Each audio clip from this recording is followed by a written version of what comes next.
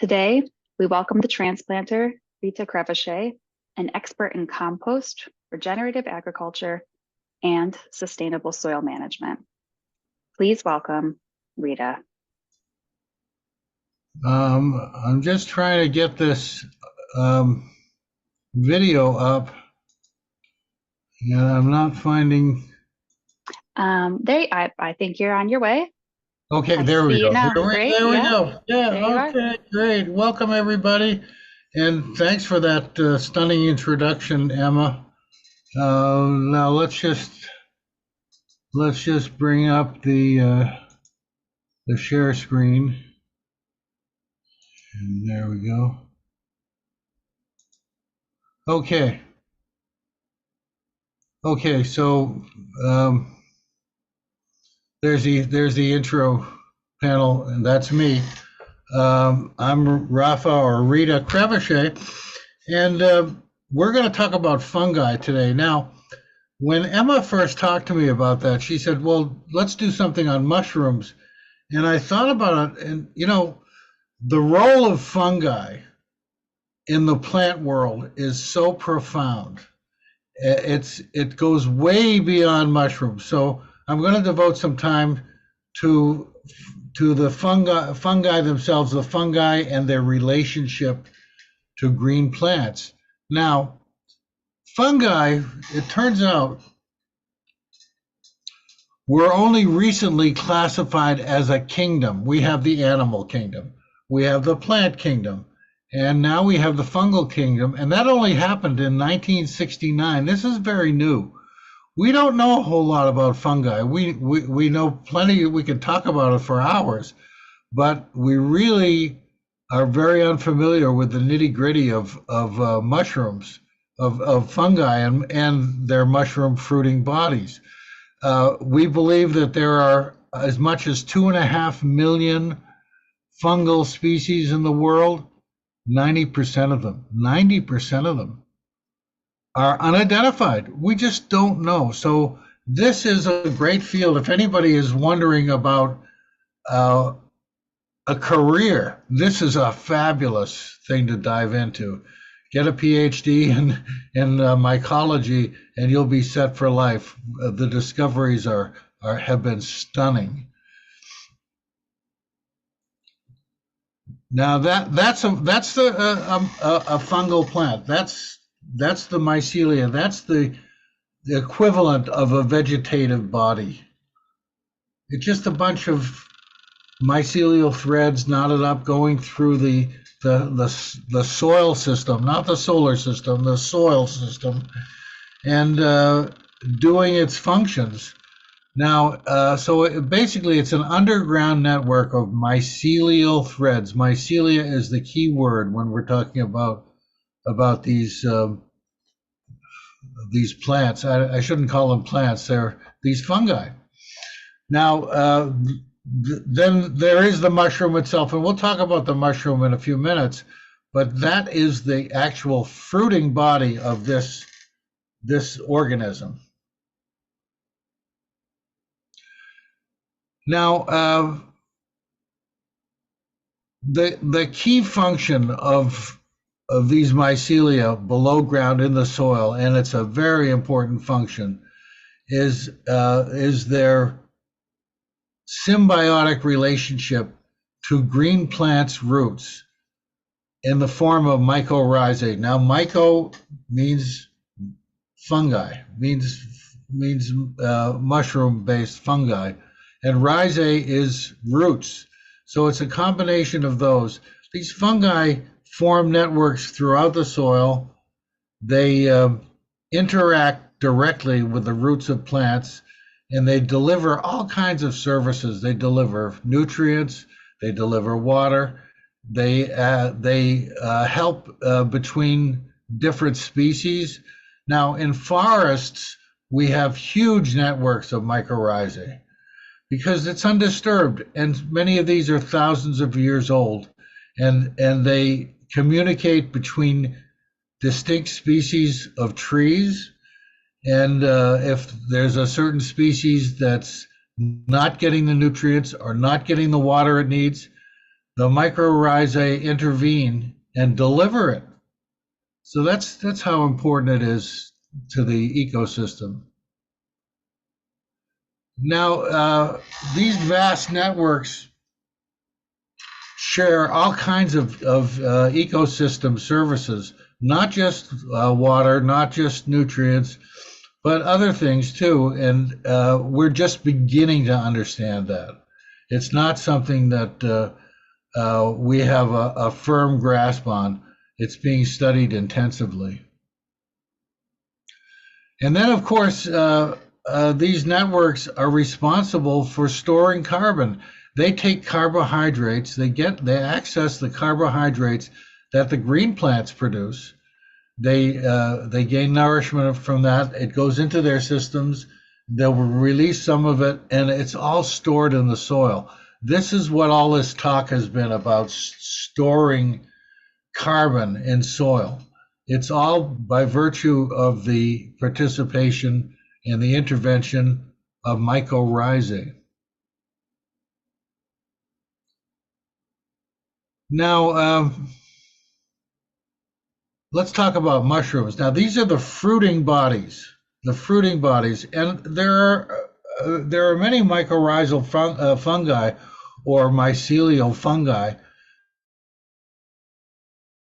that don't really have fruiting bodies that we'll ever see or we'd be familiar with, but there are a number of them that have become part of our culture, and I want to talk a little about that. Now, you're probably wondering, can you cultivate these in your gardens? Well, yes and no. And let's go through it bit by bit. Some of them are very difficult for you to handle, and it's not even worth making an attempt.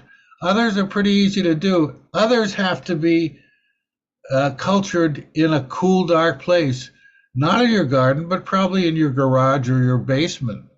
And that's how we'll arrive at edible fruiting bodies. And the ones I want to feature right now are agaricus. Agaricus is the common mushroom, the button mushroom. More recently, it's come to known as the portobello. That's that big one. It's the same mushroom. That's probably the best known and the most popular. Secondly, there's the oyster mushrooms that have gained a lot of fame in recent years. And that's something you can grow yourself. The agaricus, wouldn't encourage it. It's complicated. You'll have to create and manage a distinct environment just for that mushroom. Then there's shiitake. Shiitake's become pretty popular. It's the Asian, it's that Asian, really Japanese in origin mushroom that is grown on wood, and that you can grow if you have the right environment, if you have a shady place, especially if it's kind of a woodsy situation. You can take logs and inoculate them with the spores of shiitake, and eventually you'll get a crop. It's challenging. It's not an easy thing to grow, but it's doable. Then there's lion's mane. I like lion's mane because it's a culinary mushroom, but it's also a medicinal mushroom. And it's medicinal in the sense that it's thought to be very effective in sharpening your memory and your mental acuity. I think that's true. Just from my experience taking it, it's a good thing, and it's a delicious mushroom. And it's not something you can buy. That's a good one to grow on your own because you can't get it. You can maybe once in a while you'll see it in some specialty gourmet store, but they're pretty perishable, and even then they won't last. Then there's the Stropharia, the wine cap, which is something that you can grow in your garden. So we'll talk about that. Now there's the lion's mane on the left. And the important thing to notice here is that bag. That's a bag of spawn. Spawn is grain that's been inoculated with the mycelia of a mushroom. And you can get these bags online. You can get lion's mane bag, and that representation shows the lion's mane growing right out of the bag. You cut some holes in the bag, and your fruiting body comes right out. And on the right side, you see pleurotus, the oyster mushrooms. It's the same thing. Those bags are filled with pleurotus spawn, and look at all the production you get. You'll get a lot of mushrooms out of those. So that's an option. It's just not going to be part of your garden focus. You've got to put those indoors somewhere where it's cool and dark, and it won't be exposed to extreme heat. And then there's shiitake, and there it is on a log. I think you have to use oak or certain kinds of oak to get good results. And you can use composite, oak wood chips, and put your logs together like that. These are typically grown outdoors. They can be grown indoors, and they're quite popular. They're delicious. They're among the best mushrooms available, and growing them certainly beats paying for them. So there you go. So these are your sacks of spawn. Spawn is grain that's been impregnated with mycelia. Those are ready to go. Those are ready to fruit, whether those are pleurotus or lion's mane, or they could even be for agaricus. In which case they just need to be opened up, cut some holes in them so that the fruiting bodies can emerge, and keep them moist. Just spray them down daily with some water, and just keep them from drying out, and you'll get your results. Now, some of these mushrooms are obviously grown in the spawn bag, like the oyster, lion's mane, psilocybin, for example.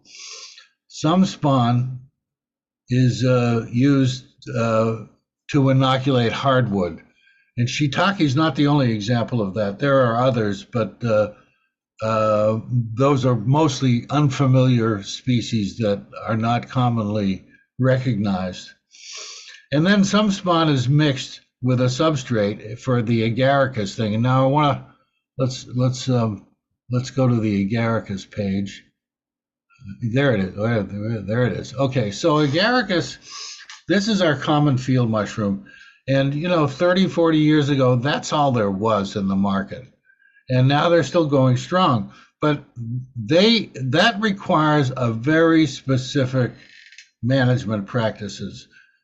It needs compost that's very specially designed and prepared. This is typically horse manure, straw, and then they put in some other materials like gypsum, and they'll often use grape pumice from wineries. And this is put into these huge stacks with this massive machinery, engineering the whole thing. And it goes through every 2-3 days and turns the inside out, the outside in. It gets very hot within a day and a half of setting it up. It's called thermophilic compost, and it reaches over 140 degrees very quickly and stays that way for a few weeks. But at the end of the few weeks, it's done. You have prepared compost that's ready for the spawn, and they'll take this compost and they'll fill it into the beds in mushroom houses. This is why I'm not recommending you do it on your own. It would be unwieldy to do this sort of thing, but it's a fascinating process, and it's worth knowing about. And just by the way, I worked on a mushroom farm years ago, and it was a stunning experience, and it introduced me to the methodology of composting, and that has proven very critical. Our transformational gardening exercise requires that we use this kind of compost. So we owe a lot to the mushroom industry. And then once it's in the beds, it will start to fruit, and those are actually fruiting bodies, those little primordia, and they will become mushrooms. But that's where they start. That's what it looks like at first blush. And there's the mushroom house itself. You can see it's dark, it's cramped, but there's a lot of fruiting bodies in there. It's all coming out. Now they put a layer of peat moss on top of the compost to regulate the moisture, and it's really very necessary. Now, in recent years, there's been a substitute for peat moss, coconut coir, that's become very popular with a lot of gardeners, but the mushroom industry isn't using it. They're sticking with the peat moss, even though there are allegations of carbon release in the sourcing of peat moss from the bogs, and it's not a positive thing for the environment, but it's this is what the industry has found effective, so they'll continue to do it, and hopefully we can going back to the first couple of slides, we can apply the carbon storage talents of subsoil mycelia to balance off this release of carbon. So that's agaricus. And then there's stropharia. Stropharia is something you can actually plant in your garden. Now, I've never eaten stropharia. I understand it's pretty good. There's really no reason to avoid it. You basically dig the mycelia into your soil, and it's going to take some months. You would do that in the spring, and it may not be till late summer or fall that these mushrooms start to fruit. But once you do that, it should persist year after year, and you'll get more and more. You do need to do a few things to favor the stropharia: a mulch, straw, hardwood chips. You could use coconut coir instead of peat moss in this case, because the management is a lot more relaxed here with the stropharia. But that's something that you guys can include right now in your gardens. And if you want to grow some mushrooms, there's your mushroom. If you want to grow it in your garden, that is. Now, all of these species, they like it cool. They like it shady. Think of the forest. That's where mushrooms flourish. So you want to replicate that climate as closely as possible. So if you can find a climate that emulates it, you'll be in business. Now, there are many other mushrooms that are edible, many other. And here's just a few of them. There's enoki. Enoki is quite similar in its culture to the oyster mushrooms. You can grow them in spawn bags. That's true of the trumpet. Now the morels here in the lower right-hand corner are very difficult to grow. Some specialists have come up with methods to grow morels. It's rare. They're super expensive. If you love morels, best bet is to go out and hunt them when they come out in the spring. They're an absolutely magnificent mushroom. The chestnut, I don't know much about, but they're starting to appear more on shelves as an alternative. And then the maitake is not a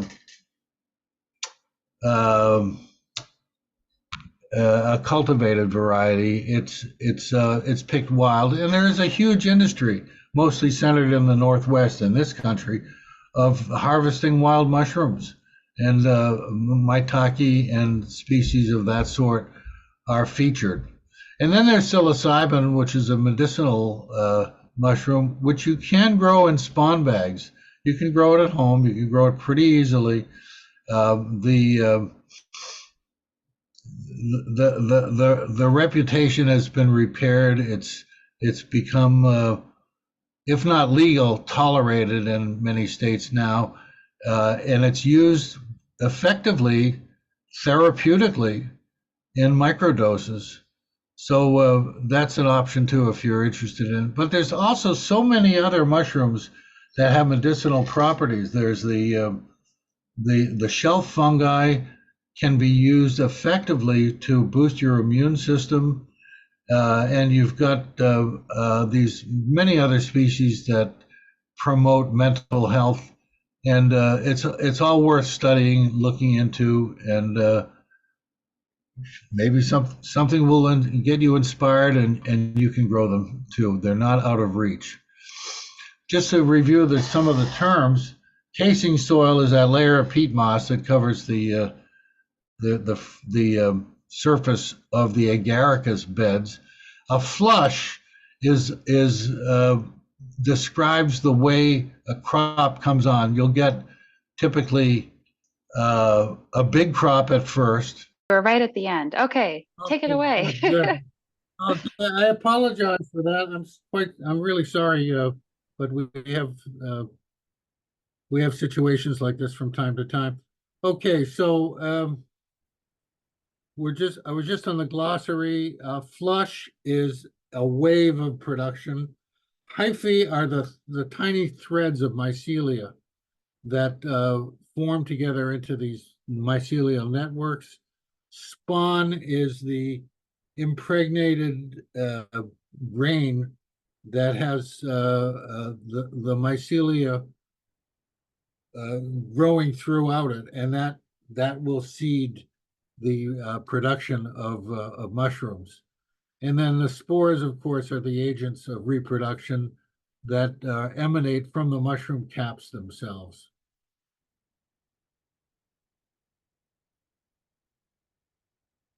And that's basically our presentation.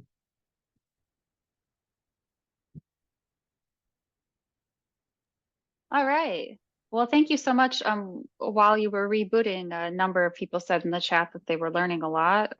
So thank you.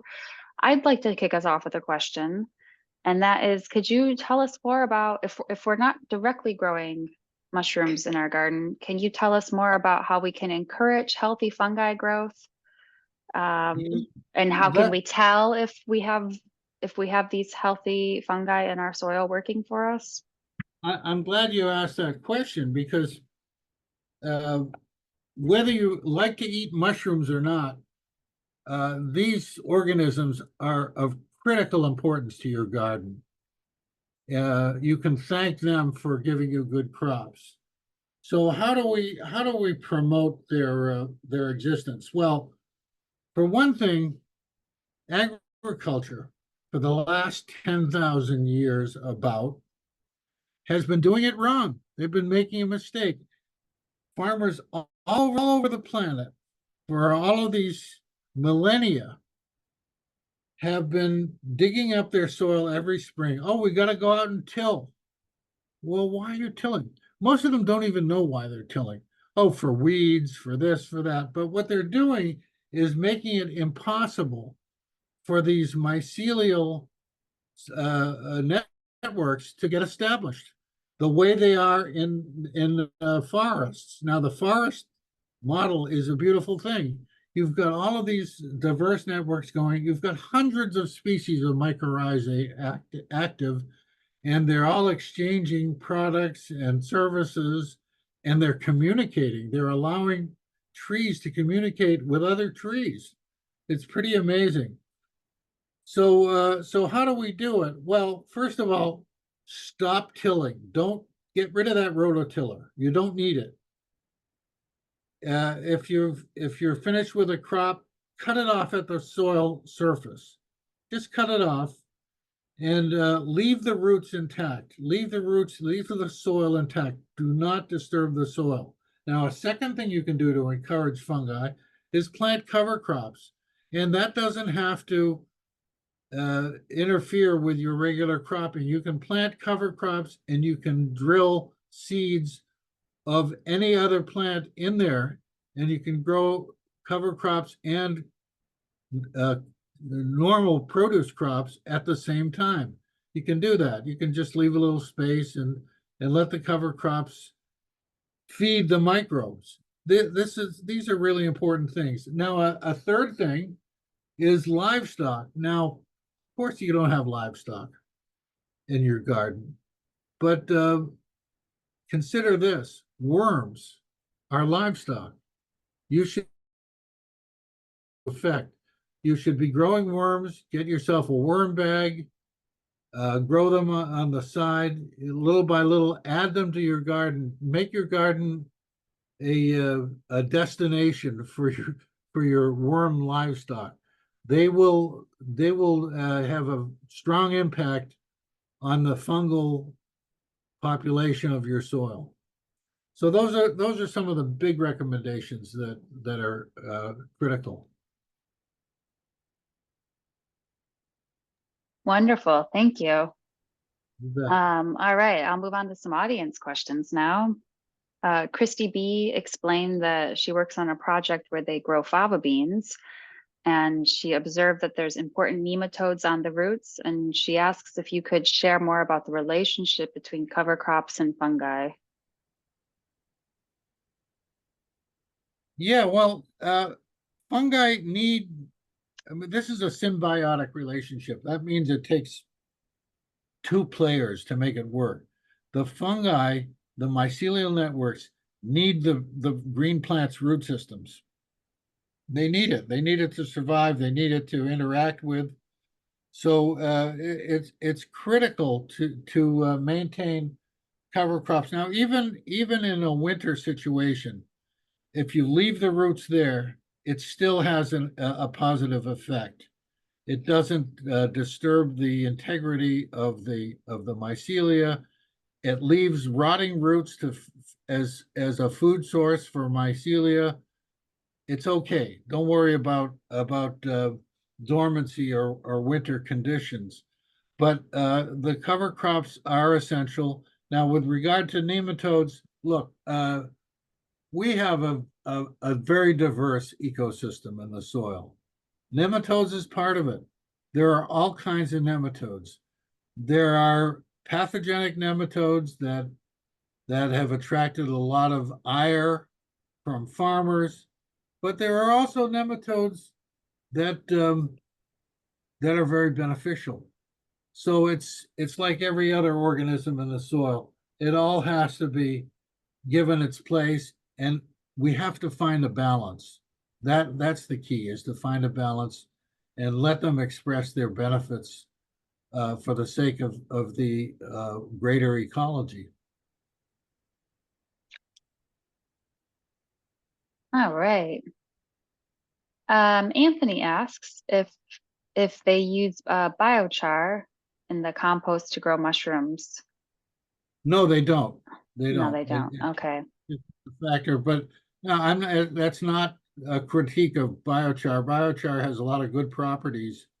If you use our system of transformational gardening and you use a thermophilic compost and vermicompost as a supplement, you probably won't get a whole lot of benefit from biochar, but it's a positive thing. Where it does a lot of benefit is out in the extensive fields, farm fields, where it has more of an impact because it doesn't have the resources to perform the function that biochar does. Yeah, Hmm.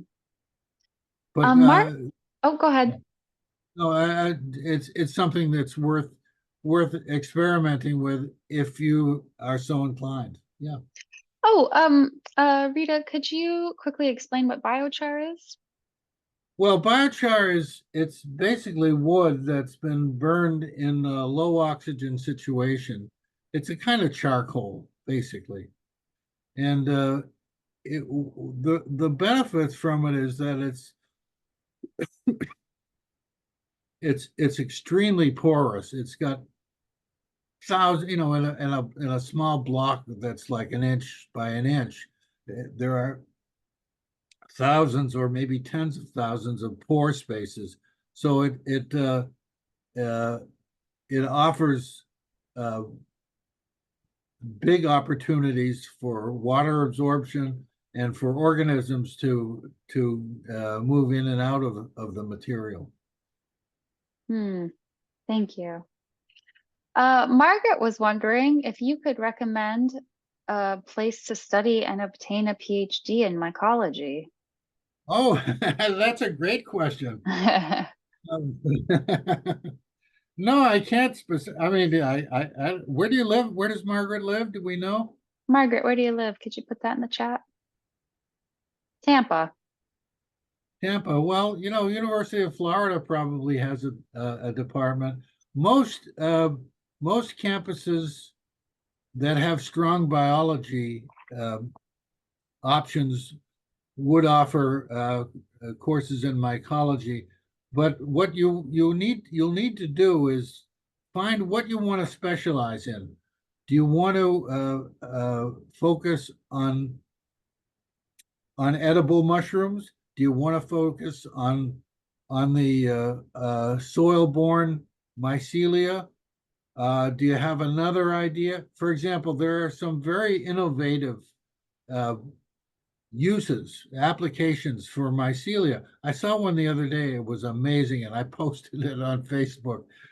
What it is they're now making coffins for human bodies Oh, I've out of, seen that. It's fascinating. isn't it amazing? And they're using Mm-hmm. mycelia, mycelial coffins, and it's great because not only do these uh, devices degrade and just turn into soil, but they kind of reactivate, and they actually feed the soil, and they play a role apparently in decomposition of the human bodies too. So anyway, there's a lot of innovative stuff going on with mycelia in packaging.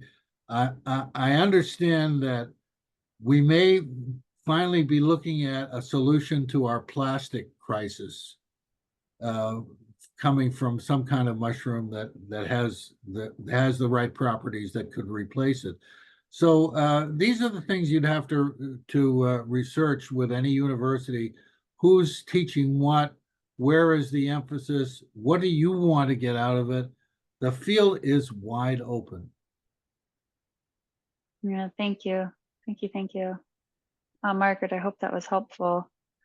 Um, we did get more of a general transformational gardening question, and that is, should we be weeding, or could you recommend recommend the best way to take care of weeds in our garden in a climate Yeah, victory way?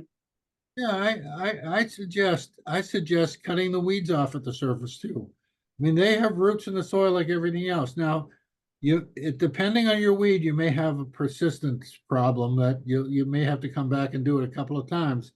But I've found that that's adequate, especially in our raised beds gardens where you have strong biodiversity. The weeds tend to be isolated and not dominant. So you're able to bring them under control by just slicing them off at the soil level. Wonderful. Okay. Are there any final questions from the audience? I'll give it a moment to come through. And in the meantime, thank you, Rita. This has been really, really informational and fun. Oh, well, I'm glad. Yeah, it is fun. Fun is part of fungi. Yeah, well, there you go. Right. One of my favorite pizzas is called the Fungi, and it was like a 5 mushroom pizza. Oh, five mushroom. Oh, that's a good one. Yeah. All right. Yeah. Well, I didn't see any further questions come in, so I'll wrap things up here. Thank you so much for joining us today and being a part of Green America's Climate Victory Gardens community. Together, we can make a real difference in creating positive change for our planet and its people. You can keep the momentum going and stay connected by subscribing to our newsletter to remain informed about our latest campaigns, events, and sustainability tips. Your support fuels our work toward a greener, fairer future. Consider donating today to help us continue our vital programs and initiatives, including these free gardening webinars. Every contribution counts. Remember, your actions matter, and together we can build a more sustainable and just world. Thank you for your commitment to creating positive change, and we look forward to seeing you at our future events. Brooke is dropping a bunch of links in the chat right now, including a link to register for our next Transformational Gardening webinar with Rita in a couple of weeks. Thank you, everyone. Take care. Thank you.